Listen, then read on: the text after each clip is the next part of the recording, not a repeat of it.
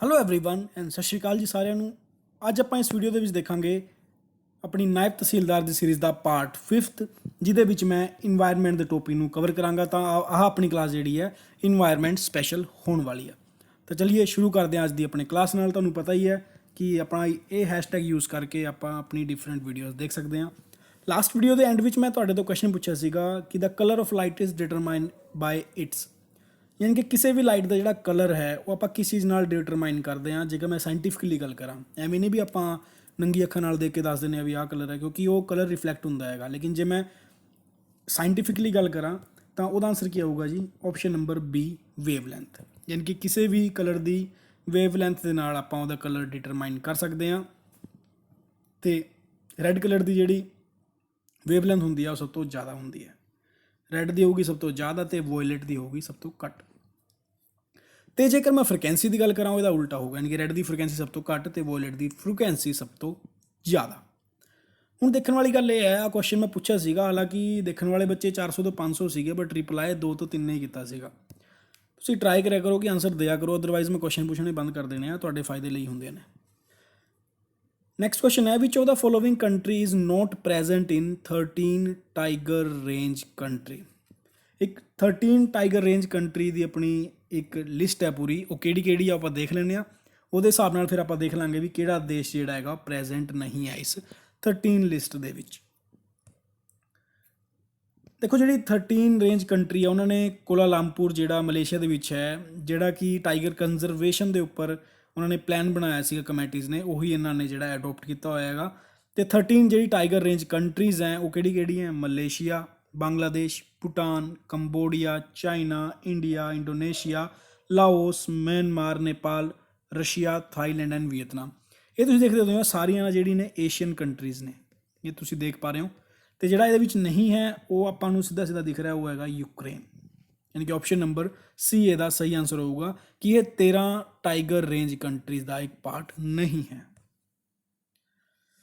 Next ਗੱਲ ਕਰਦੇ ਹਾਂ ਆਪਾਂ, The only space station currently in the orbit is the International Space Station, ਜਿਹਨੂੰ ਕਿ ਆਪਾਂ ISS ਕਹਿੰਦੇ ਹਾਂ। ਅਤੇ ISS ਜਿਹੜਾ ਕਿਹਦੇ ਬਾਏ ਬੈਕ ਕੀਤਾ ਗਿਆ, ਯਾਨੀ ਕਿ ਕਿਹੜੇ ਇਹਦੇ ਬੈਕਗਰਾਊਂਡ 'ਤੇ ਕੰਮ ਕਰ ਰਹੇ ਨੇ, ਕਿਹੜੀ ਕਿਹੜੀ ਕੰਟਰੀ, ਚਾਹੇ ਉਹ ਸਿੰਗਲ ਹੈ ਜਾਂ ਜ਼ਿਆਦਾ ਕੁਐਸਚਨ ਦੇ ਵਿੱਚ ਪੁੱਛਿਆ ਹੋਏਗਾ। ਸਭ ਤੋਂ ਪਹਿਲਾਂ ਆਪਾਂ ਨੂੰ ਪਤਾ ਹੋਣਾ ਚਾਹੀਦਾ ਕਿ ਇੰਟਰਨੈਸ਼ਨਲ ਸਪੇਸ ਸਟੇਸ਼ਨ ਹੈ ਕੀ ਹੈ।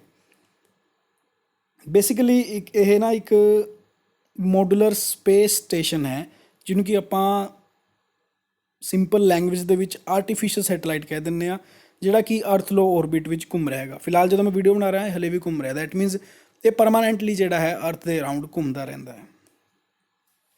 ਅਤੇ ਜੇਕਰ ਮੈਂ ਗੱਲ ਕਰਾਂ ਇਹਨੂੰ ਬਣਾਇਆ ਕਿਹੜੇ ਕਿਹੜੇ ਕੰਟਰੀ ਦੁਆਰਾ ਗਿਆ ਹੈ, ਇਹ ਯੂਨਾਈਟਡ ਸਟੇਟ ਦਾ ਨਾਸਾ ਆਪਾਂ ਨੂੰ ਪਤਾ ਹੀ ਹੈ, ਰਸ਼ੀਆ ਦਾ ਰੋਸਕੋਮੋਸ, ਯੂਰੋਪ ਕੰਟਰੀ ਦਾ ESA। ਆ ਸਾਰੀ ਜਿਹੜੀਆਂ ਨੇ ਇਹਨਾਂ ਦੀਆਂ ਉਹ ਏਜੰਸੀਜ਼ ਨੇ ਜਿਹੜੇ ਏਜੰਸੀਆਂ ਅੰਤਰਿਕਸ਼ ਦੇ ਵਿੱਚ ਕੰਮ ਕਰਦੀਆਂ ਨੇ। ਜਿਵੇਂ ਇੰਡੀਆ ਦੀ ISRO ਹੋ ਗਈ, ਹਾਲਾਂਕਿ ਉਹ ਇਹਦਾ ਪਾਰਟ ਨਹੀਂ ਹੈ। ਜੇਕਰ ਮੈਂ ਇਹਦੀ ਗੱਲ ਕਰਾਂ, ਇੰਡੀਆ ਵੀ ਇਹ ਬਣਾਉਣ ਜਾ ਰਿਹਾ, ਉਹ ਵੀ ਮੈਂ ਦੱਸਾਂਗਾ ਇਸ ਵੀਡੀਓ ਦੇ ਅੰਦਰ ਹੀ। ਯੂਰਪ ਦਾ ESA, ਜਾਪਾਨ ਦਾ JAXA ਅਤੇ ਕੈਨੇਡਾ ਦਾ CSA।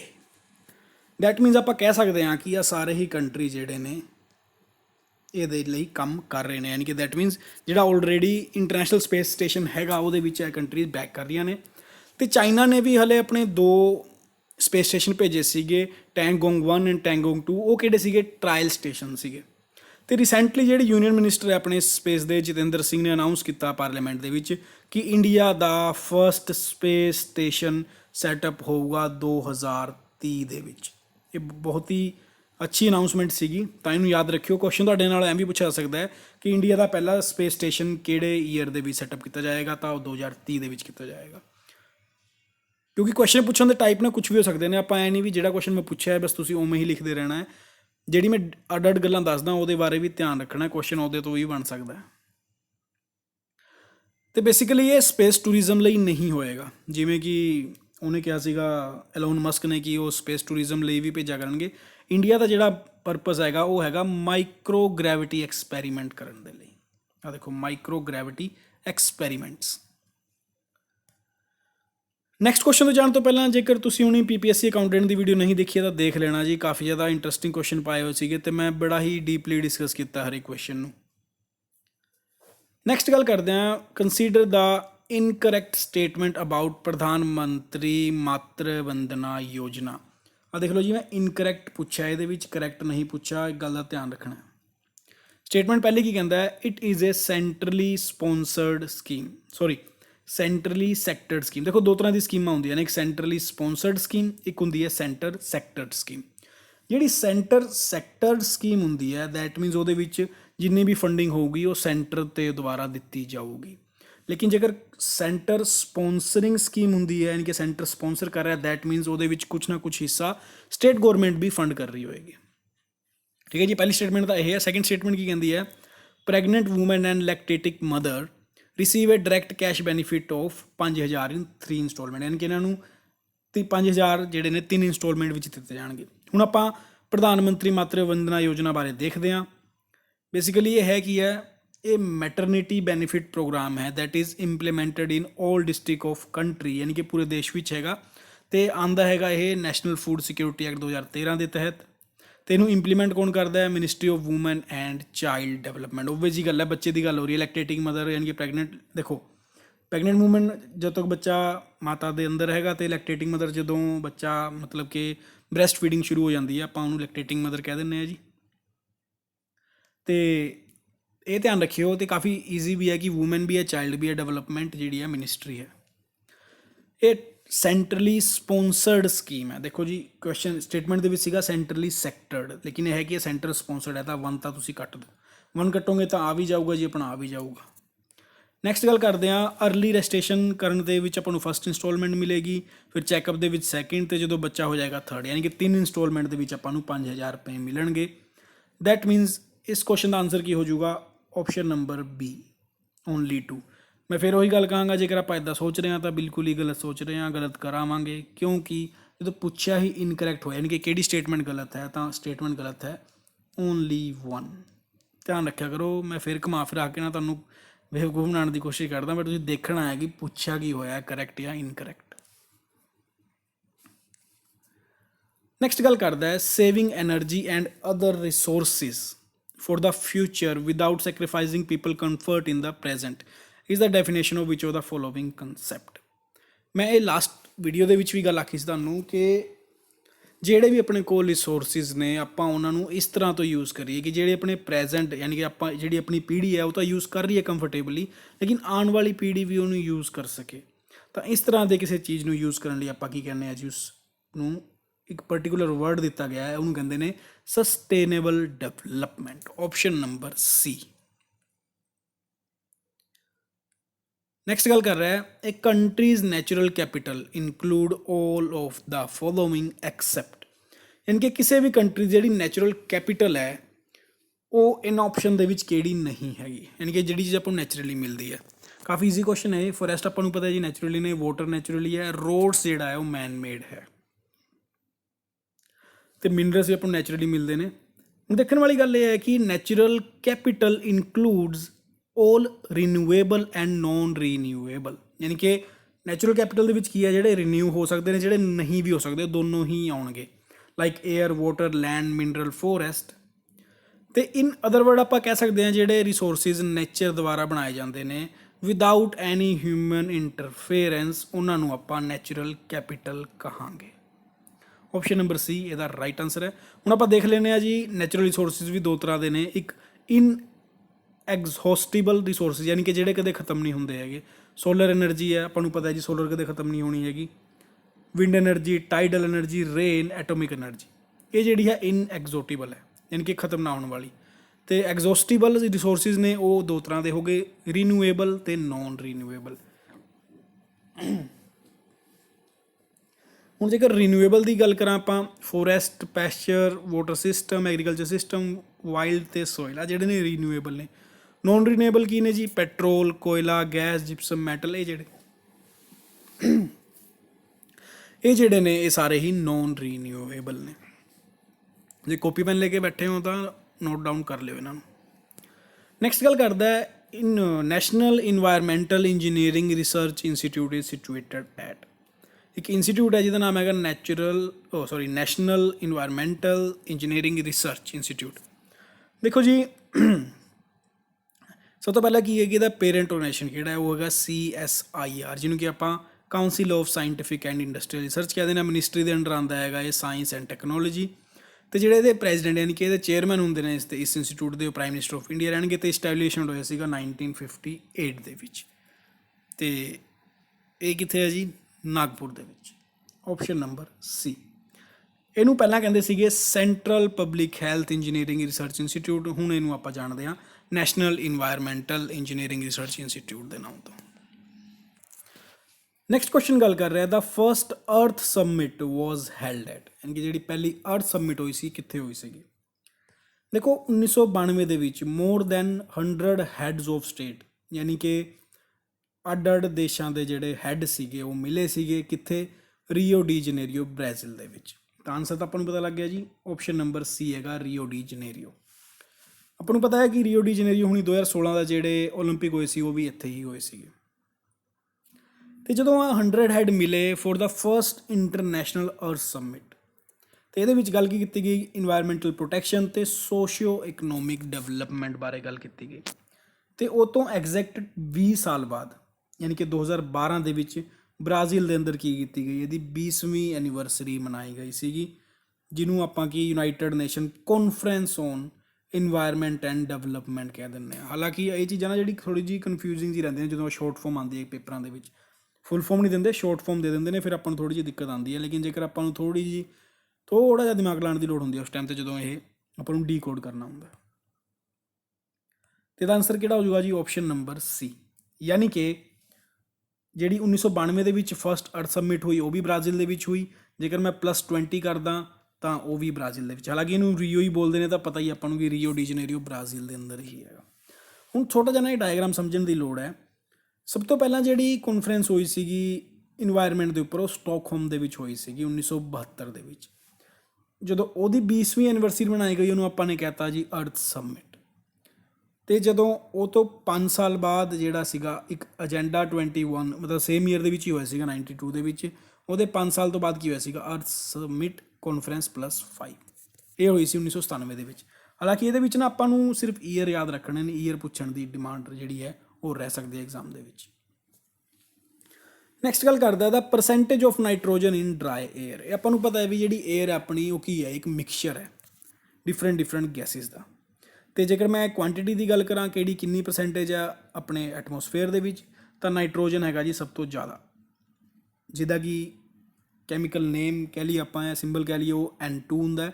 ਤੇ 78% ਜਿਹੜੀ ਆਕਸੀਜਨ ਆਪਾਂ ਨੂੰ ਪਤਾ ਹੈ 20, ਯਾਨੀ ਕਿ ਸੈਕਿੰਡ ਨੰਬਰ 'ਤੇ ਆਉਂਦੀ ਹੈ ਆਕਸੀਜਨ, ਫਿਰ ਆਉਂਦਾ ਜੀ ਆਰਗਨ 0.93%, ਕਾਰਬਨ ਡਾਈਆਕਸਾਈਡ 0.038%, ਫਿਰ ਨਿਓਨ, ਹੀਲੀਅਮ ਤੇ ਮੀਥੇਨ। ਕਈ ਵਾਰ ਐਗਜ਼ਾਮ ਦੇ ਵਿੱਚ ਪੁੱਛਿਆ ਜਾਂਦਾ ਹੈਗਾ ਕਿ ਕਿਹੜੀ ਜਿਹੜੀ ਹੈ ਇੱਕ ਗੈਸ ਹੈ ਜਿਹੜੀ ਇਹਦੇ ਵਿੱਚ ਨਹੀਂ ਪਾਈ ਜਾਂਦੀ, ਯਾਨੀ ਕਿ ਜਿਹਨੂੰ ਆਪਾਂ ਨੋਬਲ ਗੈਸ ਕਹਿੰਦੇ, ਜਿਵੇਂ ਹੋ ਗਿਆ ਹੀਲੀਅਮ ਹੋ ਗਿਆ, ਨਿਓਨ ਹੋ ਗਿਆ, ਇਹ ਆਪਣੀ ਨੋਬਲ ਗੈਸਿਸ ਨੇ। ਤਾਂ ਜਿਹੜੀ ਰੈਡੋਨ ਗੈਸ ਹੈ ਨਾ, ਰੈਡੋਨ ਗੈਸ, ਉਹ ਜਿਹੜੀ ਹੈ ਇਨਵਾਇਰਮੈਂਟ ਦੇ ਵਿੱਚ ਨਹੀਂ ਪਾਈ ਜਾਂਦੀ।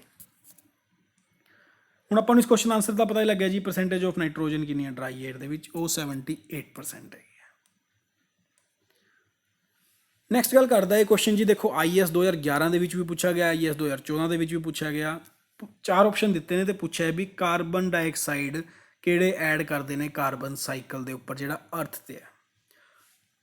ਪਹਿਲਾ ਗੱਲ ਹੈਗਾ ਫੋਟੋਸਿੰਥੇਸਿਸ, ਕਿਆ ਇਹ ਕਾਰਬਨ ਡਾਈਆਕਸਾਈਡ ਪ੍ਰੋਡਿਊਸ ਕਰਦਾ, ਤਾਂ ਬਿਲਕੁਲ ਗਲਤ ਹੈ ਜੀ, ਕਾਰਬਨ ਡਾਈਆਕਸਾਈਡ ਇਹ ਪ੍ਰੋਡਿਊਸ ਨਹੀਂ ਕਰਦਾ ਹੈਗਾ। ਕਾਰਨ ਕੀ ਹੈ, ਕਿਉਂਕਿ ਇਹ ਜਿਹੜਾ ਹੈ ਕਾਰਬਨ ਡਾਈਆਕਸਾਈਡ ਲੈਂਦਾ ਹੈ ਨਾ ਕਿ ਦਿੰਦਾ। ਉਹ ਸਾਫ਼ ਪੁੱਛ ਰਿਹਾ ਕੁਐਸਚਨ ਦੇ ਵਿੱਚ ਕਿ ਕਾਰਬਨ ਡਾਈਆਕਸਾਈਡ ਐਡ ਕਰਦਾ ਹੈਗਾ। ਮੈਂ ਤੁਹਾਨੂੰ ਡਾਇਗਰਾਮੈਟਿਕਲੀ ਸਮਝਾ ਦਿੰਦਾ। ਇਹ ਆਹ ਦੇਖੋ ਜੀ, ਆਪਾਂ ਨੂੰ ਪਤਾ ਹੈ ਵੀ ਪ੍ਰੋਸੈਸ ਆਫ ਫੋਟੋਸਿੰਥੇਸਿਸ ਕਿੱਦਾਂ ਚੱਲਦਾ ਹੈ। ਆਪਣਾ ਪੇੜ ਹੈਗਾ, ਇਹਨੂੰ ਕੀ ਕੀਤਾ ਜੀ, ਪਾਣੀ ਮਿਲਿਆ, ਕਾਰਬਨ ਡਾਈਆਕਸਾਈਡ ਮਿਲੀ ਤੇ ਸਨਲਾਈਟ ਮਿਲੀ, ਇਹਨੇ ਕੀ ਬਣਾਤਾ ਜੀ, ਆਕਸੀਜਨ ਤੇ ਸ਼ੂਗਰ ਬਣਾਤਾ। ਹੁਣ ਜੇਕਰ ਮੈਂ ਇਹਨੂੰ ਕੈਮੀਕਲੀ ਗੱਲ ਕਰਾਂ, ਕੈਮੀਕਲੀ ਕਿੱਦਾਂ ਫਾਰਮੂਲਾ ਕੰਮ ਕਰਦਾ ਹੈ, ਉਹ ਹੁਣ ਆਪਾਂ ਇੱਦਾਂ ਆ ਜਾਵਾਂਗੇ ਜੀ। ਦੇਖੋ ਕਾਰਬਨ ਡਾਈਆਕਸਾਈਡ ਲਿਆ ਜੀ, ਇੱਧਰੋਂ ਵਾਟਰ ਲਿਆ, ਇੱਧਰੋਂ ਸਨ ਐਨਰਜੀ ਆ ਰਹੀ ਹੈ, ਫੋਟੋਸਿੰਥੇਸਿਸ ਹੋਇਆ ਕਿ ਆਪਾਂ ਨੂੰ ਗਲੂਕੋਜ਼ ਯਾਨੀ ਕਿ C6H12O6 ਮਿਲ ਗਿਆ, ਜਿਹਨੂੰ ਕਿ ਆਪਾਂ ਸ਼ੂਗਰ ਕਹਿੰਦੇ ਹਾਂ, ਤੇ ਆ ਮਿਲ ਗਈ ਜੀ ਆਪਾਂ ਨੂੰ ਆਕਸੀਜਨ। ਤੇ ਆਪਾਂ ਕਹਿ ਸਕਦੇ ਹਾਂ ਈਜ਼ੀਲੀ ਕਿ ਫੋਟੋਸਿੰਥੇਸਿਸ ਜਿਹੜਾ ਹੈ ਕਾਰਬਨ ਡਾਈਆਕਸਾਈਡ ਛੱਡਦਾ ਨਹੀਂ ਹੈਗਾ ਜੀ, ਕਾਰਬਨ ਡਾਈਆਕਸਾਈਡ ਖਾਂਦਾ ਹੈ ਇਹਦਾ। ਤਾਂ 1 ਵਾਲਾ ਆਪਸ਼ਨ ਤਾਂ ਕੱਟ ਹੀ ਦੇਣਾ ਪੈਣਾ ਜਿੱਥੇ 1 ਲਿਖਿਆ ਹੋਇਆ। ਫਿਰ ਗੱਲ ਕਰਾਂ ਰੈਸਪੀਰੇਸ਼ਨ। ਰੈਸਪੀਰੇਸ਼ਨ ਦਾ ਮਤਲਬ ਕਿ ਆਪਾਂ ਸਾਹ ਲੈ ਰਹੇ ਹਾਂ। ਦੇਖੋ ਜੀ ਸਿੱਧੀ ਜੀ ਗੱਲ ਹੈ, ਆਪਾਂ ਸਾਹ ਲੈਂਦੇ ਹਾਂ ਤਾਂ ਆਕਸੀਜਨ ਆਪਾਂ ਲੈ ਲਈ ਤੇ ਕਾਰਬਨ ਡਾਈਆਕਸਾਈਡ ਛੱਡ ਦੀ। ਮਤਲਬ ਜੇਕਰ ਆਪਾਂ ਵਿਹਲੇ ਵੀ ਬੈਠੇ ਹਾਂ ਤਾਂ ਵੀ ਆਪਣੇ ਅੰਦਰ ਫੈਕਟਰੀ ਲੱਗੀ ਹੋਈ ਹੈ, ਆਪਾਂ ਕਰ ਕੀ ਰਹੇ ਹਾਂ, ਆਪਾਂ ਕਾਰਬਨ ਡਾਈਆਕਸਾਈਡ ਬਣਾ ਰਹੇ ਹਾਂ। ਜੇਕਰ ਤੁਹਾਨੂੰ ਪੁੱਛੇ ਕੋਈ ਹਾਂਜੀ ਕੀ ਕਰ ਰਹੇ ਹੋ, ਕਹਿੰਦਾ ਕੁਛ ਨਹੀਂ ਯਾਰ ਕਾਰਬਨ ਡਾਈਆਕਸਾਈਡ ਬਣਾ ਰਿਹਾ। ਠੀਕ ਹੈ ਨਾ, ਥੋੜ੍ਹਾ ਸਾਇੰਟੀਫਿਕ ਆਂਸਰ ਹੋ ਜਾਊਗਾ। ਡੀਕੇ ਆਫ ਔਰਗੈਨਿਕ ਮੈਟਰ, ਜਦੋਂ ਵੀ ਔਰਗੈਨਿਕ ਮੈਟਰ ਗਲਦੇ ਸੜਦੇ ਨੇ ਤੇ ਔਰਗੈਨਿਕ ਮੈਟਰ ਜਿਹੜੇ ਨੇ ਮਿਨਰਲਸ ਬਣਦੇ ਨੇ, ਉਹ ਵੀ ਕਾਰਬਨ ਡਾਈਆਕਸਾਈਡ ਰਿਲੀਜ਼ ਕਰਦੇ ਨੇ। ਫਿਰ ਗੱਲ ਕਰਦੇ ਹਾਂ ਵੋਲਕੈਨਿਕ ਐਕਸ਼ਨ। ਜਦੋਂ ਵੀ ਜਵਾਲਾਮੁਖੀ ਫਟਦਾ ਹੈ ਤਾਂ ਉਹ ਬਹੁਤ ਤਰ੍ਹਾਂ ਦੀ ਗੈਸਾਂ ਛੱਡਦਾ ਹੈ, ਉਹਦੇ ਵਿੱਚ ਕਾਰਬਨ ਡਾਈਆਕਸਾਈਡ ਵੀ ਆਉਂਦੀ ਹੈ। ਤੁਹਾਨੂੰ ਪਤਾ ਹੀ ਹੋਣਾ, ਇੱਕ ਧੂਏ ਦਾ ਗਵਾਰਾ ਜਿਹਾ ਬਣ ਜਾਂਦਾ ਜਦੋਂ ਕੋਈ ਵੀ ਜਵਾਲਾਮੁਖੀ ਫਟਦਾ ਹੈ। ਤਾਂ ਇਟ ਮੀਨਸ ਆਪਾਂ ਕਹਿ ਸਕਦੇ ਹਾਂ ਕਿ ਸੈਕਿੰਡ ਚੀਜ਼ ਵੀ ਹੁੰਦੀ, ਥਰਡ ਵੀ ਹੁੰਦੀ, ਫੋਰਥ ਵੀ ਹੁੰਦੀ। ਤਾਂ ਆਂਸਰ ਹੋ ਜਾਊਗਾ ਆਪਣਾ ਆਪਸ਼ਨ ਨੰਬਰ ਸੀ। ਨੈਕਸਟ ਗੱਲ ਕਰ ਰਿਹਾ ਆਫਲਾਈਨ ਸਮਾਲ ਵੈਲਿਊ ਈ ਪੇਮੈਂਟ, ਯਾਨੀ ਕਿ ਆਫਲਾਈਨ ਆ ਗਿਆ, ਦੈਟ ਮੀਨਸ ਇਹ ਪੇਮੈਂਟ ਆਨਲਾਈਨ ਨਹੀਂ ਹੋਊਗੀ ਜੀ, ਛੋਟੇ ਮੋਬਾਈਲਾਂ ਤੋਂ ਵੀ ਹੋ ਸਕਦੀ ਹੈ। ਆਫਲਾਈਨ ਪੇਮੈਂਟ ਅਲੋ ਕਰਦਾ ਹੈ ਤੇ ਲੇਕਿਨ ਇਹਦੀ ਓਵਰਆਲ ਲਿਮਿਟ ਕੀ ਹੈ? ਹੋ ਕੀ ਰਿਹਾ ਜੀ, ਉਹੀ ਗੱਲ ਹੈ, ਡਿਜੀਟਲ ਇੰਡੀਆ ਨੂੰ ਪ੍ਰਮੋਟ ਕਰਨ ਲਈ, ਤਾਂ ਕਿ ਡਿਜੀਟਲ ਇੰਡੀਆ ਨੂੰ ਪ੍ਰਮੋਟ ਕਰਨ ਦਾ ਮਤਲਬ ਆ ਵੀ ਹੈਗਾ ਕਿ ਆਨਲਾਈਨ ਕਰਨਾ ਚਾਹੀਦਾ, ਲੇਕਿਨ ਆਫਲਾਈਨ ਇਸ ਕਰਕੇ ਕੀਤਾ ਹੈ ਵੀ ਕੁਝ ਇਹੋ ਜਿਹੇ ਵੀ ਏਰੀਆਜ਼ ਨੇ ਜਿੱਥੇ ਇੰਟਰਨੈਟ ਜਿਹੜੀ ਸਪੀਡ ਹੈ ਜਾਂ ਕਨੈਕਟੀਵਿਟੀ ਹੈ ਉਹ ਹੈ ਨਹੀਂ ਜਾਂ ਨਾ ਦੇ ਬਰਾਬਰ ਹੈ, ਯਾਨੀ ਕਿ ਸੈਮੀ ਅਰਬਨ ਅਤੇ ਰੂਰਲ ਏਰੀਆਜ਼ ਦੇ ਵਿੱਚ। ਇਹ ਕੀ ਕਰਦਾ ਜੀ, ਅਲੋ ਕਰਦਾ ਹੈਗਾ 200 ਰੁਪਏ ਦੀ ਟ੍ਰਾਂਜੈਕਸ਼ਨ ਕਰਨ ਦੇ ਲਈ, ਅਤੇ ਓਵਰਆਲ ਜਿਹੜੀ ਦੀ ਲਿਮਿਟ ਹੈ ਉਹ 2000 ਰੁਪਏ ਦੀ ਹੈ, ਯਾਨੀ ਕਿ ਆਪਾਂ ਕਹਿ ਸਕਦੇ ਹਾਂ 1 ਰੁਪਏ ਤੋਂ ਲੈ ਕੇ 200 ਰੁਪਏ ਤੱਕ ਦੀ ਟ੍ਰਾਂਜੈਕਸ਼ਨ ਹੋ ਸਕਦੀ ਹੈ ਇੱਕ ਵਾਰੀ ਦੇ ਵਿੱਚ, ਅਤੇ ਟੋਟਲ ਓਵਰਆਲ ਲਿਮਿਟ ਹੈ ਜਿਹੜੀ ਉਹ 2000 ਰੁਪਏ ਦੀ ਹੈ। ਅਤੇ ਮੈਂ ਜਿਵੇਂ ਕਿ ਕਿਹਾ ਇਹ ਆਫਲਾਈਨ ਹੈ, ਦੈਟ ਮੀਨਸ ਇਹਨੂੰ ਕਿਸੇ ਇੰਟਰਨੈਟ ਜਾਂ ਟੈਲੀਕਾਮ ਕਨੈਕਟੀਵਿਟੀ ਦੀ ਜ਼ਰੂਰਤ ਨਹੀਂ ਹੈ। ਇਹਦਾ ਵੀ ਆਪਸ਼ਨ ਨੰਬਰ ਸੀ ਆਂਸਰ ਹੋਊਗਾ ਜੀ, 2000 ਰੁਪਏ। ਹੁਣ ਆਪਾਂ ਗੱਲ ਕਰਦੇ ਹਾਂ ਜਿਹੜਾ NGT ਹੈ, ਯਾਨੀ ਕਿ ਨੈਸ਼ਨਲ ਗ੍ਰੀਨ ਟ੍ਰਿਬਿਊਨਲ ਐਕਟ, ਜਿਹੜਾ ਕਿ ਇਨਵਾਇਰਮੈਂਟ ਇਸ਼ੂਜ਼ ਦੇ ਉੱਪਰ ਫੈਸਲੇ ਦਿੰਦਾ ਹੈ, ਉਹ 2010 ਦੇ ਵਿੱਚ ਇਨੈਕਟ ਹੋਇਆ ਸੀਗਾ। ਅਤੇ ਕਿਸ ਕੌਨਸਟੀਟਿਊਸ਼ਨ ਪ੍ਰੋਵੀਜ਼ਨ ਦੇ ਦੁਆਰਾ ਇਹ ਇਨੈਕਟ ਕੀਤਾ ਗਿਆ ਸੀਗਾ? ਤਾਂ ਇਹ ਵੀ ਕੁਐਸਚਨ ਜਿਹੜਾ ਹੈ IAS 2012 ਦੇ ਅੰਦਰ ਪੁੱਛਿਆ ਜਾਏਗਾ। ਪਹਿਲੀ ਸਟੇਟਮੈਂਟ ਕਹਿੰਦਾ ਹੈ ਜੀ ਰਾਈਟ ਟੂ ਹੈਲਦੀ ਇਨਵਾਇਰਮੈਂਟ। ਦੇਖੋ ਆਪਣਾ ਜਿਹੜਾ ਆਰਟੀਕਲ 21 ਹੈ ਨਾ, ਇਹ ਬੜਾ ਹੀ ਇੰਪੋਰਟੈਂਟ ਆਰਟੀਕਲ ਹੈ, ਜਸਟ ਬਿਕੋਜ਼ ਕਿ ਇਹਦੀ ਇੰਟਰਪ੍ਰੀਟੇਸ਼ਨ ਕਰਕੇ ਸੁਪਰੀਮ ਕੋਰਟ ਨੇ ਆਪਾਂ ਨੂੰ ਬਹੁਤ ਸਾਰੀ ਚੀਜ਼ਾਂ ਦੇ ਲਾਭ ਦਿੱਤੇ ਨੇ, ਜਿਵੇਂ ਕਿ ਆਪਾਂ ਨੂੰ ਰਾਈਟ ਟੂ ਹੈਲਦੀ ਇਨਵਾਇਰਮੈਂਟ। ਹਾਲਾਂਕਿ ਇਹ ਇੱਕ ਇੰਟਰਪ੍ਰੀਟੇਸ਼ਨ ਹੈਗੀ ਹੈ ਕਿ ਰਾਈਟ ਟੂ ਲਾਈਫ ਆਪਾਂ ਨੂੰ, ਅਤੇ ਪਰਸਨਲ ਲਿਬਰਟੀ ਹੈ, ਅਤੇ ਜੇ ਰਾਈਟ ਟੂ ਲਾਈਫ ਹੈ ਤਾਂ ਆਪਾਂ ਨੂੰ ਰਾਈਟ ਟੂ ਹੈਲਦੀ ਇਨਵਾਇਰਮੈਂਟ ਵੀ ਇਹ ਦਿੰਦਾ ਹੈਗਾ। ਤਾਂ ਆਪਸ਼ਨ ਨੰਬਰ A ਤਾਂ ਜੀ ਬਿਲਕੁਲ ਸਹੀ ਹੋਏਗਾ। ਜੇਕਰ ਆਪਾਂ ਥਰਡ ਆਪਸ਼ਨ ਦੇ ਵਿੱਚ ਜਾਈਏ ਨਾ, composition of panchayat is mentioned in 243A। Basically ਜਿਹੜੀ ਕੰਪੋਜੀਸ਼ਨ ਆਫ ਪੰਚਾਇਤ ਹੈ ਉਹ 243C ਦੇ ਵਿੱਚ ਦਿੱਤੀ ਗਈ ਹੈ, ਨਾ ਕਿ A ਦੇ ਵਿੱਚ। ਤਾਂ ਇੱਥੇ ਆਪਾਂ 3 ਆਪਸ਼ਨ ਕੱਟ ਦੇਵਾਂਗੇ, ਯਾਨੀ ਕਿ ਤੀਜਾ ਨੰਬਰ ਆ ਵੀ ਗਿਆ, ਤੀਜਾ ਆ ਵੀ ਗਿਆ, ਤੀਜਾ ਆ ਵੀ ਗਿਆ। ਤਾਂ ਆਪਸ਼ਨ ਨੰਬਰ A ਜਿਹੜਾ ਹੈ ਉਹ ਬਿਲਕੁਲ ਹੀ ਸਹੀ ਆਂਸਰ ਹੋਊਗਾ। ਤਾਂ option number A is the correct answer. Next ਗੱਲ ਕਰ ਰਿਹਾ ਇਨ ਦਾ ਈਅਰ 1997 ਦਾ ਵਰਲਡ ਇਨਵਾਇਰਮੈਂਟ ਕਾਨਫਰੰਸ ਵਾਜ਼ ਆਰਗੇਨਾਈਜ਼ਡ ਇਨ। ਇਹ ਵੀ ਬਹੁਤ ਵਾਰ ਪੁੱਛਿਆ ਗਿਆ ਕੁਐਸਚਨ ਹੈ। ਇਹਨੂੰ ਆਪਾਂ ਕਿਓਟੋ ਪ੍ਰੋਟੋਕੋਲ ਦੇ ਨਾਂ 'ਤੇ ਜਾਣਦੇ ਹਾਂ, ਯਾਨੀ ਕਿ 1997 ਦੇ ਵਿੱਚ ਕਿਓਟੋ ਦੇ ਵਿੱਚ ਜਾਪਾਨ ਦੇ ਵਿੱਚ ਇਹ ਹੋਇਆ ਸੀਗਾ। ਯੂਨਾਈਟਡ ਨੇਸ਼ਨ ਨੇ ਜਿਹੜਾ ਸੀ ਇੱਥੇ ਫਰੇਮਵਰਕ ਕਨਵੈਨਸ਼ਨ ਦਿੱਤਾ ਸੀਗਾ ਕਾਹਤੇ, ਕਲਾਈਮੇਟ ਚੇਂਜ 'ਤੇ, ਜਿਹਨੂੰ ਕਿ ਇਸ ਕਾਨਫਰੰਸ ਦੇ ਵਿੱਚ ਅਡੋਪਟ ਕੀਤਾ ਗਿਆ ਸੀਗਾ। ਅਤੇ ਇਹਨੂੰ ਜਿਹੜਾ ਐਗਜ਼ਿਸਟੈਂਟ ਦੇ ਵਿੱਚ ਆਇਆ ਸੀ ਉਹ 2005 ਦੇ ਵਿੱਚ ਆਇਆ ਸੀਗਾ। ਤਾਂ ਆਂਸਰ ਕੀ ਹੋ ਜਾਊਗਾ ਇਹਦਾ? Option number C, Kyoto protocol. Next ਗੱਲ ਕਰ ਰਿਹਾ the sustainable development goal were first proposed in 1972 by a global think tank called the Club of Rome। ਯਾਨੀ ਕਿ ਆਪਾਂ ਨੂੰ ਪਤਾ ਹੈ ਕਿ ਸਸਟੇਨੇਬਲ ਡਿਵੈਲਪਮੈਂਟ ਗੋਲ ਸੀ ਜਿਹੜੇ ਉਹ ਪਹਿਲੀ ਵਾਰ 1972 ਦੇ ਵਿੱਚ ਪ੍ਰਪੋਜ਼ ਕੀਤੇ ਗਏ ਸੀਗੇ। ਅਤੇ ਸੈਕਿੰਡ ਆਪਸ਼ਨ ਕਹਿ ਰਿਹਾ ਹੈ ਕਿ ਇਹਨਾਂ ਨੂੰ ਅਚੀਵ ਕਰਨ ਦਾ ਟਾਈਮ ਜਿਹੜਾ ਹੈ 2030 ਦਾ ਹੈਗਾ।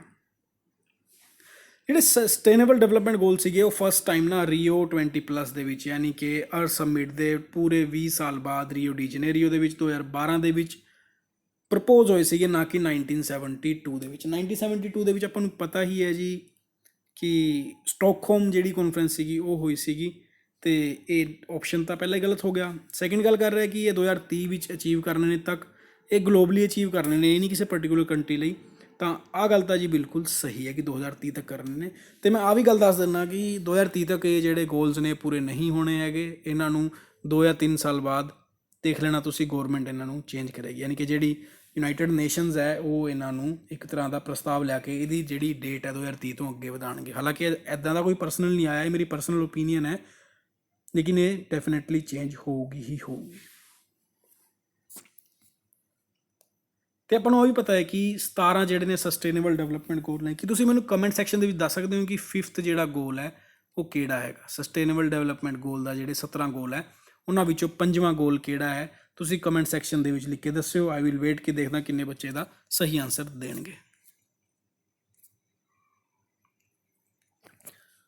ਨੈਕਸਟ ਗੱਲ ਕਰ ਰਿਹਾ the partnership for action on green economy, ਜਿਹਨੂੰ ਕਿ ਆਪਾਂ ਸ਼ੋਰਟ ਫਾਰਮ ਦੇ ਵਿੱਚ ਪੇਜ ਕਹਿ ਦਾਂਗੇ। ਆ ਕੀ ਹੈ?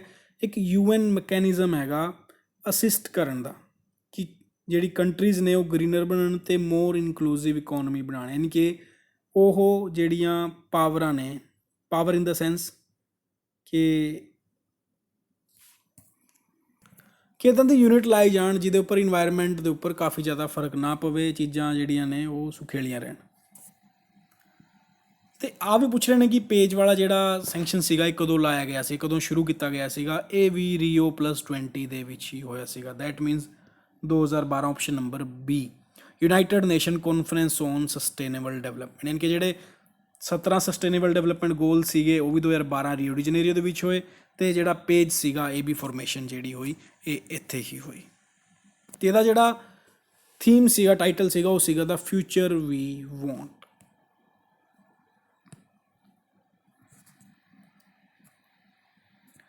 ਨੈਕਸਟ ਦੀ ਗੱਲ ਕਰਦੇ ਹਾਂ ਆਪਾਂ DET, ਜਿਹਨੂੰ ਕਿ ਆਪਾਂ ਡਿਜੀਟਲ ਐਮਬੋਸਿੰਗ ਟੈਕਨੋਲੋਜੀ ਦੇ ਨਾਂ ਤੋਂ ਜਾਣਦੇ ਹਾਂ। ਇਹ ਕੀ ਕਹਿ ਰਿਹਾ ਹੈ? DET technology has been introduced, designed and implemented for the first time in India by National Atlas and Thematic Mapping Organization, ਜਿਹਨੂੰ ਕਿ ਆਪਾਂ NATMO ਕਹਿੰਦੇ ਹਾਂ। ਬੇਸਿਕਲੀ ਕਰਦਾ ਕੀ ਹੈ? ਜਿਹੜੇ ਸਟੂਡੈਂਟ ਦੇਖ ਨਹੀਂ ਪਾਉਂਦੇ, ਯਾਨੀ ਕਿ ਜਿਹੜੇ ਨੇਤਰਹੀਨ ਹੁੰਦੇ ਨੇ, ਉਹਨਾਂ ਲਈ ਪਤਾ ਹੈ ਆਪਾਂ ਬ੍ਰੈਲ ਲੈਂਗੁਏਜ ਯੂਜ਼ ਕਰਦੇ ਹਾਂ, ਅਤੇ ਉਹਦੇ ਲਈ ਹੀ ਯੂਜ਼ ਕੀਤਾ ਗਿਆ ਹੈਗਾ। ਅਤੇ ਸੈਕਿੰਡ ਸਟੇਟਮੈਂਟ ਕਹਿ ਰਿਹਾ ਦਾ ਹੈੱਡਕੁਆਟਰ ਜਿਹੜਾ ਨਿਊ ਦਿੱਲੀ ਦੇ ਵਿੱਚ ਹੈ। ਪਹਿਲਾਂ ਆਪਾਂ ਦੇਖਦੇ ਹਾਂ ਨਿਊਜ਼ ਦੇ ਵਿੱਚ ਕਿਉਂ ਆਇਆ। ਜਿਹੜੇ ਵਿਜ਼ੂਅਲੀ ਚੈਲੰਜ ਸਟੂਡੈਂਟ ਨੇ all over the country will have access soon to braille maps, ਯਾਨੀ ਕਿ ਮੈਪ ਬਣਾਏ ਜਾਣਗੇ ਇਸ ਲੈਂਗੁਏਜ ਦੇ ਵਿੱਚ। ਅਤੇ ਇਹਨੂੰ ਜਿਹੜਾ ਹੈ ਡਿਵੈਲਪ ਕੀਤਾ ਗਿਆ ਹੈ ਉਹ ਡਿਜੀਟਲ ਐਮਬੋਸਿੰਗ ਟੈਕਨੋਲੋਜੀ ਦੁਆਰਾ ਕੀਤਾ ਗਿਆ। ਤਾਂ ਇਹਦਾ ਆਪਾਂ ਕਹਿ ਸਕਦੇ ਹਾਂ ਕਿ ਬਿਲਕੁਲ ਆਪਸ਼ਨ ਨੰਬਰ A ਸਹੀ ਹੈ। ਅਤੇ ਇਹ ਇੰਸਟੀਟਿਊਟ ਸੈਟਅਪ ਹੋਇਆ ਸੀਗਾ ਜੀ ਨੈਟਮੋ ਦੀ ਗੱਲ ਕਰਾਂ ਜੇਕਰ ਮੈਂ 1997 ਦੇ ਵਿੱਚ, ਅਤੇ ਆਹ ਆਉਂਦਾ ਹੈਗਾ ਜੀ ਡਿਪਾਰਟਮੈਂਟ ਆਫ ਸਾਇੰਸ ਟੈਕਨੋਲੋਜੀ ਦੇ ਅੰਡਰ ਆਉਂਦਾ ਹੈ। ਅਤੇ ਇਹਦਾ ਹੈੱਡਕੁਆਟਰ ਹੈ ਉਹ ਕੈਲਕੱਟਾ ਦੇ ਅੰਦਰ ਹੈ। ਤਾਂ ਇੱਥੇ ਹੈੱਡਕੁਆਟਰ ਨਿਊ ਦਿੱਲੀ ਲਿਖਿਆ ਹੋਇਆ, ਤਾਂ ਸਟੇਟਮੈਂਟ ਨੰਬਰ 2 ਗਲਤ ਹੋ ਜਾਊਗੀ। ਤਾਂ ਜਿਹੜੀ ਹੈ ਉਹ ਇਕੱਲੀ 1 ਸਟੇਟਮੈਂਟ ਵਿਲ ਬੀ ਕਰੈਕਟ। ਇਹ ਕੁਐਸਚਨ ਮੈਂ ਜਾਣਬੁੱਝ ਕੇ ਪਾਇਆ। ਜਾਣਬੁੱਝ ਕੇ ਕਿਉਂ ਪਾਇਆ? ਕਿਉਂਕਿ ਹੁਣੀ ਪ੍ਰਿੰਸੀਪਲ ਦਾ ਜਿਹੜਾ ਪੇਪਰ ਹੋਇਆ ਸੀਗਾ, ਸੌਰੀ ਅਕਾਊਂਟੈਂਟ ਦਾ ਪੇਪਰ ਹੋਇਆ ਸੀਗਾ, ਉਹਦੇ ਵਿੱਚ ਇੱਦਾਂ ਦਾ ਕੁਐਸਚਨ ਹੀ ਦਿੱਤਾ ਹੋਇਆ ਸੀਗਾ ਕਿ ਜਿਹੜੀ ਵੀ ਗੌਰਮੈਂਟ ਦੀ ਸਬ ਡਿਵੀਜ਼ਨਸ ਔਰਗਨਾਈਜੇਸ਼ਨ ਹੈ, ਇੰਸਟੀਟਿਊਟਸ ਨੇ, ਉਹਨਾਂ ਬਾਰੇ ਕੁਐਸਚਨ ਪੁੱਛਿਆ ਜਾ ਰਿਹਾ ਸੀਗਾ। ਤਾਂ ਇਸ ਕਰਕੇ ਮੈਂ ਵੀ ਇੱਕ ਕੁਐਸਚਨ ਇੱਦਾਂ ਦਾ ਬਣਾ ਕੇ ਤੁਹਾਡੇ ਤੋਂ ਪੁੱਛਿਆ। ਨੈਕਸਟ ਗੱਲ ਕਰ ਰਿਹਾ the headquarter of United Nation environment programme ਕਿੱਥੇ ਹੈ? ਦੇਖੋ ਜੀ, ਇਹਦਾ ਜਿਹੜਾ ਹੈਗਾ ਉਹ ਨੈਰੋਬੀ ਦੇ ਵਿੱਚ ਹੈ। 1972 ਦੇ ਵਿੱਚ ਇਸਟੈਬਲਿਸ਼ ਕੀਤਾ ਗਿਆ ਸੀਗਾ ਇਹ ਨੈਰੋਬੀ। ਅਤੇ ਇਹਨੂੰ ਯਾਦ ਕਿੱਦਾਂ ਰੱਖਾਂਗੇ ਜੀ? ਹੁਣ ਇੱਕ ਸੀਰੀਜ਼ ਕਾਫੀ ਜ਼ਿਆਦਾ ਹਾਈਲਾਈਟ ਹੋਈ ਸੀਗੀ, ਨਾ ਕਿਸੇ ਦਾ, ਯਾਰ ਮੈਂ ਭੁੱਲ ਗਿਆ ਨਾ ਸੀਗਾ ਇਹਦਾ, ਮਨੀ ਹਾਈਸਟ। ਉਹਦੇ ਵਿੱਚ ਇੱਕ ਕਰੈਕਟਰ ਸੀਗਾ ਨੈਰੋਬੀ। ਦੈਟ ਮੀਨਸ ਮੈਂ ਜਦੋਂ ਵੀ ਯੂਨਾਈਟਿਡ ਨੇਸ਼ਨ ਇਨਵਾਇਰਨਮੈਂਟ ਪ੍ਰੋਗਰਾਮ ਦੀ ਗੱਲ ਕਰਾਂਗਾ ਤਾਂ ਮੇਰੇ ਦਿਮਾਗ 'ਚ ਨੈਰੋਬੀ ਆਏਗੀ। ਤਾਂ ਇਸ ਤਰ੍ਹਾਂ ਆਪਾਂ ਵੀ ਇਹਨੂੰ ਯਾਦ ਰੱਖ ਸਕਦੇ ਹਾਂ। ਨੈਕਸਟ ਗੱਲ ਕਰ ਰਿਹਾ ਇੱਕ ਪ੍ਰੈਸਟੀਜੀਅਸ ਅਵਾਰਡ ਹੈ ਜਿਹਨੂੰ ਕਿ ਟਾਈਲਰ ਪ੍ਰਾਈਜ਼ ਕਹਿੰਦੇ ਆ। ਉਹ ਟਾਈਲਰ ਪ੍ਰਾਈਜ਼ ਕਿਹੜੇ ਫੀਲਡ ਦੇ ਵਿੱਚ ਦਿੱਤਾ ਜਾਂਦਾ ਹੈਗਾ? ਜੇਕਰ ਅੱਜ ਦੀ ਵੀਡੀਓ ਇਨਵਾਇਰਨਮੈਂਟ 'ਤੇ ਬਣਾ ਰਿਹਾ ਦੈਟ ਮੀਨਸ ਮੈਂ ਅਵਾਰਡ ਵੀ ਇਨਵਾਇਰਨਮੈਂਟ ਦੇ ਬਾਰੇ ਹੀ ਗੱਲ ਕਰਾਂਗਾ। ਤਾਂ ਇਨਵਾਇਰਨਮੈਂਟ ਜਿਹੜੇ ਨੇ ਉਹ ਨੇ ਇਨਵਾਇਰਨਮੈਂਟ ਪ੍ਰੋਟੈਕਸ਼ਨ ਦੇ ਅਵਾਰਡ ਨੇ ਟਾਈਲਰ ਪ੍ਰਾਈਜ਼। ਨੈਕਸਟ ਗੱਲ ਕਰ ਰਿਹਾ, ਕਾਫੀ ਇੰਪੋਰਟੈਂਟ ਹੈ ਕੁਐਸਚਨ, ਧਿਆਨ ਨਾਲ ਸੁਣਿਓ ਕਿਉਂਕਿ ਵੀਡੀਓ ਹਲਕੀ ਜਿਹੀ ਲੰਬੀ ਜਾ ਰਹੀ ਹੈ। ਤਾਂ ਚਲੋ ਕੋਈ ਨਹੀਂ, ਜਾਣ ਦਿਓ ਲੰਬੀ ਨੂੰ। ਤਾਂ ਗੱਲ ਇਹ ਹੈ ਆਪਣਾ ਮੋਟਿਵ ਜਿਹੜਾ ਹੱਲ ਹੋਣਾ ਚਾਹੀਦਾ। UVC ਆਪਾਂ ਨੂੰ ਪਤਾ ਹੈ ਅਲਟਰਾ ਵਾਇਲਟ ਰੇਜ਼ ਨੇ, ਉਹ ਵੀ 3 ਤਰ੍ਹਾਂ ਦੀ ਹੁੰਦੀਆਂ ਨੇ। ਮੈਂ ਵੀ ਕੁਝ ਦਿਨ ਪਹਿਲਾਂ ਹੀ ਪੜ੍ਹਿਆ A, B ਅਤੇ C। ਉਹ ਗੱਲ ਕਰ ਰਿਹਾ ਕਿ ਅਲਟਰਾ ਵਾਇਲਟ ਜਿਹੜੀ ਸੀ ਡਿਸਇਨਫੈਕਸ਼ਨ ਟੈਕਨੋਲੋਜੀ ਹੈ ਜਿਹੜੀ ਨਿਊਜ਼ ਦੇ ਵਿੱਚ ਦੇਖੀ ਗਈ ਹੈ, ਉਹਦੇ ਵਿੱਚ ਕੀ ਆਉਂਦਾ ਹੈਗਾ? ਇਹ ਗੱਲ ਕਹਿ ਰਿਹਾ ਕਿ ਪਹਿਲੀ ਸਟੇਟਮੈਂਟ UVC ਡੀਐਕਟੀਵੇਟ ਕਰਦਾ ਹੈਗਾ ਵਾਇਰਸ ਨੂੰ, ਬੈਕਟੀਰੀਆ ਨੂੰ ਅਤੇ ਫੰਗਸ ਨੂੰ, ਅਤੇ ਹੋਰ ਵੀ ਜਿਹੜੇ ਹਵਾ ਦੇ ਵਿੱਚ ਜਿਹੜੇ ਕੀਟਾਣੂ ਉੱਡਦੇ ਰਹਿੰਦੇ ਨੇ ਉਹਨਾਂ ਨੂੰ ਕੀ ਕਰਨ ਲਈ? ਕੋਵਿਡ ਦੇ ਚੱਕਰ ਦੇ ਵਿੱਚ ਸਭ ਨੂੰ ਜਿਹੜਾ ਹੈ ਡੀਐਕਟੀਵੇਟ ਕਰੇਗਾ। ਅਤੇ ਯੂਜ਼ਿੰਗ ਕੀ ਕਰੇਗਾ? 254 nm UV light। Second statement कह रहा है the technology is meant for the mitigation of airborne transmission of कोविड-19 and being installed to combat pandemic in railway coaches ACs buses close spaces etcetera. ਯਾਨੀ ਕਿ ਉਹੀ ਗੱਲ ਮੈਂ ਕਹਿ ਰਿਹਾ ਕਿ ਕੋਵਿਡ-19 ਦੇ ਜਿਹੜੇ ਟਰਾਂਸਮਿਸ਼ਨ ਉਹਨੂੰ ਰੋਕਣ ਦੇ ਲਈ, ਪੈਂਡੇਮਿਕ ਨੂੰ ਰੋਕਣ ਦੇ ਲਈ ਰੇਲਵੇ ਕੋਚਿਸ ਦੇ ਵਿੱਚ ਤੇ ਏਸੀ ਬੱਸਿਸ ਦੇ ਵਿੱਚ ਤੇ ਕਲੋਜ਼ ਸਪੇਸਿਸ ਏਰੀਆ ਤੇ ਐਟਸੈਟਰਾ ਕਾਫੀ ਹੋਰ ਪਲੇਸਿਸ ਦੇ ਵਿੱਚ ਵੀ ਇਹਨੂੰ ਯੂਜ਼ ਕੀਤਾ ਜਾ ਰਿਹਾ। ਇਹਨੂੰ ਡਿਵੈਲਪ ਕੀਤਾ ਹੈ ਜੀ, ਇਹ ਕੀਤਾ ਹੈ ਜੀ CSIR ਨੇ। ਤੇ ਆਪਾਂ ਨੂੰ ਪਤਾ ਹੈ ਆਪਾਂ ਨੂੰ UV ਰੇ ਜਿਹੜੀ ਹੈ ਸਨਲਾਈਟ ਤੋਂ ਮਿਲਦੀਆਂ ਨੇ ਤੇ ਜਿਹੜੀ ਮੇਨਲੀ ਨੇ UVA UVB ਤੇ UVC। ਤੇ ਜੇਕਰ ਮੈਂ ਇਹਨਾਂ ਤਿੰਨਾਂ ਦੀ ਗੱਲ ਕਰਾਂ, ਇਹਨਾਂ ਤਿੰਨਾਂ ਦੇ ਵਿੱਚ UVA ਰੇ ਹੈ ਇਹਦੀ ਲੌਂਗੈਸਟ ਵੇਵਲੈਂਥ ਹੈ, ਫਿਰ ਉਹ ਤੋਂ ਘੱਟ ਹੈ B ਦੀ, ਫਿਰ ਉਹ ਤੋਂ ਘੱਟ ਹੈ C ਦੀ, ਜੇ ਮੈਂ ਤਿੰਨਾਂ ਦੇ ਕੰਪੈਰੀਟਿਵਲੀ ਗੱਲ ਕਰਾਂ। ਹੁਣ ਦੇਖਣ ਵਾਲੀ ਗੱਲ ਇਹ ਹੈ ਕਿ ਜਿਹੜੀ A ਐਂਡ B ਹੈ ਉਹ ਟਰਾਂਸਮਿਟ ਹੁੰਦੀਆਂ ਨੇ ਐਟਮੋਸਫੇਅਰ ਤੇ ਜਿਹੜੀ C ਹੈ ਤੇ ਜਿਹੜੀ UVB, ਹੁਣ ਸਮਝਣ ਦੀ ਗੱਲ ਹੈ, ਜਿਹੜਾ C ਹੋ ਗਿਆ ਤੇ ਕੁਝ ਚੀਜ਼ਾਂ B ਦੀਆਂ ਉਹ ਤਾਂ ਅਰਥ ਦੀ ਓਜ਼ੋਨ ਲੇਅਰ ਹੀ ਐਬਜ਼ੋਰਬ ਕਰ ਲੈਂਦੀ ਹੈ, ਯਾਨੀ ਕਿ ਆਪਣੇ ਤੱਕ ਨਹੀਂ ਪਹੁੰਚ ਪਾਉਂਦੀ ਹੈਗੀ। ਤਾਂ most of the UV came in contact with UAA in a small amount of, ਯਾਨੀ ਕਿ A ਤੇ ਜਿਹੜੀ B ਹੈ ਆਪਣੇ ਕੋਲ ਪਹੁੰਚ ਪਾਉਂਦੀਆਂ ਨੇ ਜੇਕਰ ਮੈਂ ਸਨਲਾਈਟ ਦੇ ਦੁਆਰਾ ਗੱਲ ਕਰਾਂ। ਮੇਨ ਮੋਟਿਵ ਸੀਗਾ ਕਿ ਤੁਹਾਨੂੰ UVC ਦੇ ਰੂਲ ਸਮਝਾਏ ਜਾਣ ਤੇ ਅਲਟਰਾਵਾਇਲਟ ਰੇਜ਼ ਬਾਰੇ ਦੱਸਿਆ ਜਾਵੇ। ਤਾਂ ਇਹ ਜਿਹੜੀ ਸਟੇਟਮੈਂਟ ਨੇ ਦੋਨੋਂ ਹੀ ਸਹੀ ਨੇ, ਆਪਸ਼ਨ ਨੰਬਰ C ਕਿ ਇਹਨਾਂ ਦੇ ਲਈ ਹੈ ਤੇ ਕੋਵਿਡ-19 ਲਈ ਹੈ। ਤਾਂ ਹੁਣ ਆਪਾਂ ਨੂੰ ਪਤਾ ਹੈ ਕਿ ਜੀ ਹੁਣ ਚੌਥੀ ਲਹਿਰ ਵੀ ਆਉਣ ਵਾਲੀ, ਤਾਂ ਆਪਾਂ ਨੂੰ ਇਹਨਾਂ ਬਾਰੇ ਪਤਾ ਹੋਣਾ ਚਾਹੀਦਾ।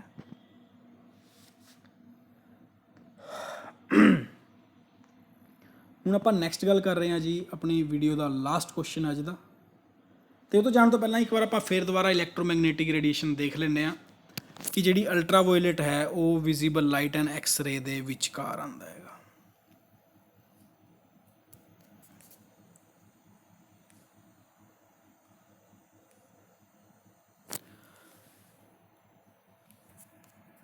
ਨੈਕਸਟ ਗੱਲ ਕਰਦਾ ਹੈ ਮਲਟੀਪਲ ਸਕਲੈਰੋਸਿਸ, ਜਿਹਨੂੰ ਕਿ MS ਕਹਿੰਦੇ ਆ, leads to.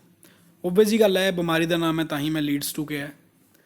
Both male and female may lose interest in sex, ਯਾਨੀ ਕਿ ਸੈਕਸ਼ੂਅਲ ਡਿਸਫੰਕਸ਼ਨ ਹੋ ਸਕਦਾ ਹੈ ਜਿਹਨੂੰ ਇਹ ਬਿਮਾਰੀ ਹੈ।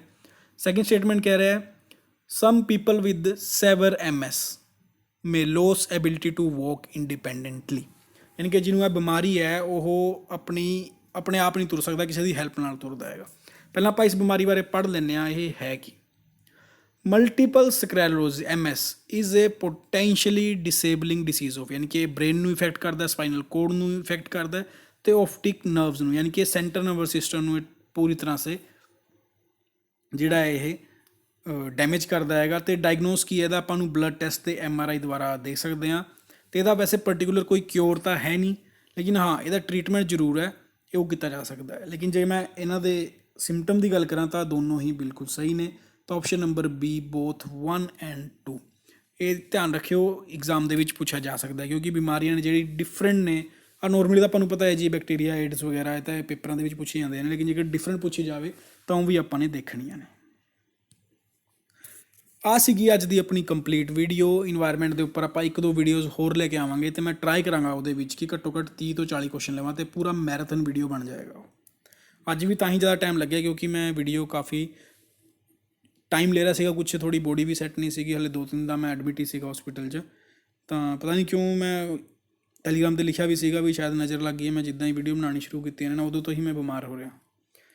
ਚਲੋ ਕੋਈ ਨਹੀਂ ਜੀ, ਛੱਡੋ ਇਹਨਾਂ ਗੱਲਾਂ ਨੂੰ। ਵੀਡੀਓ ਚੰਗੀ ਲੱਗੀ ਹੋ ਤਾਂ ਲਾਈਕ ਕਰਿਓ ਜੀ, ਸ਼ੇਅਰ ਵੀ ਕਰਿਓ ਤਾਂ ਕਿ ਹੋਰ ਲੋਕ ਵੀ ਆਪਣੇ ਨਾਲ ਜੁੜਨ, ਅਤੇ ਤੁਹਾਨੂੰ ਫਾਇਦਾ ਹੁੰਦਾ ਹੈ ਤਾਂ ਡੈਫੀਨੇਟਲੀ ਲਾਈਕ ਕਰੋ ਜੀ। ਜੇ ਫਾਇਦਾ ਨਹੀਂ ਹੋ ਰਿਹਾ ਤਾਂ ਡਿਸਲਾਈਕ ਕਰੋ ਅਤੇ ਵਜ੍ਹਾ ਦੱਸੋ, ਆਪਾਂ ਉਹਨੂੰ ਵੀ ਇੰਪਰੂਵ ਕਰਾਂਗੇ। ਥੈਂਕਸ ਫॉर ਵਾਚਿੰਗ ਜੀ, ਜਲਦੀ ਮਿਲਾਂਗੇ। ਜੈ ਹਿੰਦ। ਜੇਕਰ ਤੁਸੀਂ ਚਾਹੁੰਦੇ ਹੋ ਕਿਸੇ ਪਰਟੀਕੂਲਰ ਟੌਪਿਕ 'ਤੇ ਵੀਡੀਓ ਬਣੇ, ਆਪਣੇ ਸੁਜੈਸ਼ਨ ਤੁਸੀਂ ਕਮੈਂਟ ਸੈਕਸ਼ਨ ਦੇ ਵਿੱਚ ਲਿਖ ਕੇ ਦੇ ਸਕਦੇ ਹੋ। Thank you, bye bye.